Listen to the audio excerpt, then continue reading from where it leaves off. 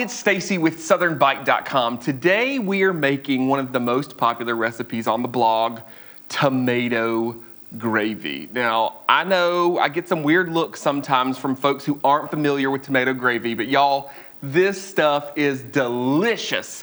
You know, I grew up with it being served for breakfast over biscuits, but there are so many uses for tomato gravy. Let's get started.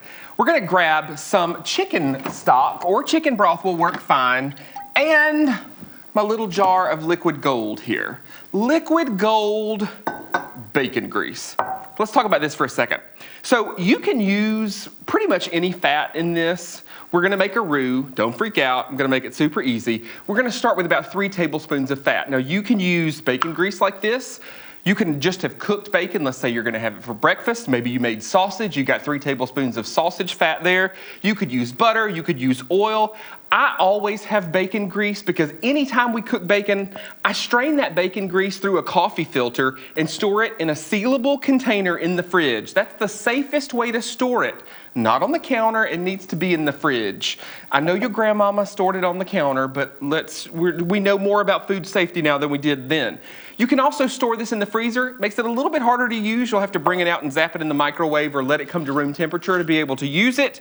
So storing it in the refrigerator is, for me, the smartest option. We're gonna start with 3 tablespoons of this bacon grease here in our skillet. We're gonna preheat our skillet, medium-high heat. We've got, like I said, 3 tablespoons here. And as that's melting, I've got 3 tablespoons also of regular all-purpose flour. I'm gonna grab a sauce whisk. If you're lucky enough to have a fancy whisk like this works great for this. You can probably grab these on Amazon inexpensively. We're gonna let this grease melt down. Now, as I said before, so anytime that I cook bacon, I let it cool and I pour it through a coffee filter and store it in a jar like this. That way I have it. It's great for this. It's great for making other gravies. It's great for seasoning vegetables. You can make salad dressing out of it. Lots of uses. So that's why I always refer to it as liquid gold, because I really do believe that. All right, this is just about melted here. And we're gonna sprinkle in our 3 tablespoons of flour. 3 tablespoons fat, 3 tablespoons flour. We're gonna whisk this together. And as we're doing that, you're gonna see it change. All that flour is gonna incorporate into the fat. And as the heat increases, it's gonna bubble up. And this is what's making a roux, right? We hear that word and sometimes we're a little bit intimidated. It's super easy. It's cooking fat and flour together, right? Now, for this, we don't want to get a really dark color on our roux. A lot of times you'll have recipes that call for a dark roux, but this is not necessarily one of those. So you don't have to worry about scorching it. Just watch the heat and you can see that this is all nice and incorporated. And as it starts turning golden brown, we're about where we need to be with it. All right, we're gonna measure out 1 1/3 cups of chicken stock.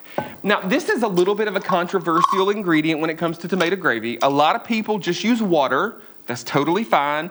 A lot of people use milk. You can do that too. My philosophy though is that, you know, if we have an opportunity to add flavor, let's add flavor. So rather than adding milk or water, I add chicken broth. It just gives it a little more oomph. It gives it a little bit more flavor. All right, now we're gonna steam up here in a second, so hang tight. We're gonna slowly drizzle this chicken stock right into our roux that we've got here. It's gonna thicken up, but just keep stirring. Do it slowly. If you pour it all in at one time, you're gonna get a facial, and that's not necessarily what we're doing here today, so let's just keep working at it. Once we've gotten this all incorporated and whisked together, we're gonna bring it up to a bubble and then reduce the heat a little and allow it to thicken up. You want to stir this pretty frequently because we don't want the bottom of it to scorch, but we want to make sure that this gets all thickened nicely to about to that gravy consistency.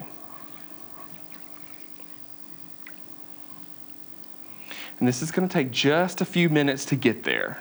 So we just keep whisking. You can go check your email, look at Facebook, do something while this thickens up over here. All right, let's talk about our tomatoes.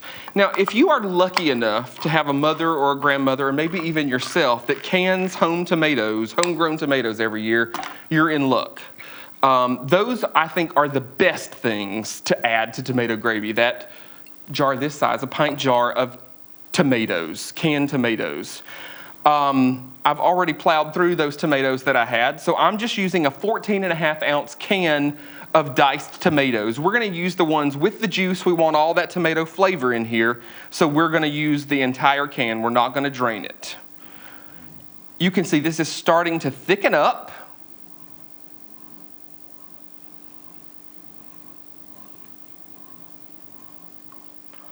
And once this is thick, we're going to add our tomatoes to the mix. Slowly add that, and then we're going to switch from our whisk to a spoon at this point. Got to have the right tools, right? All right, you can see that our gravy is starting to turn that nice pinkish color. Our tomatoes are getting happy in there. To this, we're going to add salt and pepper. Now, everybody's opinion about how much salt and pepper to add to tomato gravy is a little bit different. I like really peppery tomato gravy, so I add lots of black pepper. But this is one of those things, don't be afraid to taste your food, right? Grab a spoon, taste it, add more salt if it needs more salt. Same thing with pepper. You can see how thick this is getting. We're going to add a generous pinch or two of black pepper. Stir that nice and good.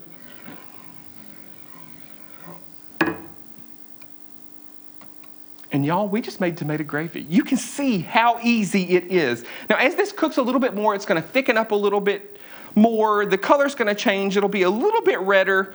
And you have tomato gravy that's ready to go. And y'all, this stuff is great on everything, right? Like I said, I grew up with it served over biscuits. It's great that way. I love it over grits. I love it over scrambled eggs. I have readers that tell me they serve it over hamburger steaks, over meatloaf. You know, the options are really endless. You know, you can do all those things, or you can just be like me and eat it with a spoon. Y'all, Southern tomato gravy is so good, and you can taste that bacon. It's what really takes this over the edge. So take the extra effort and make sure that you've got some bacon grease to make this. I know you guys are gonna love this. Y'all enjoy.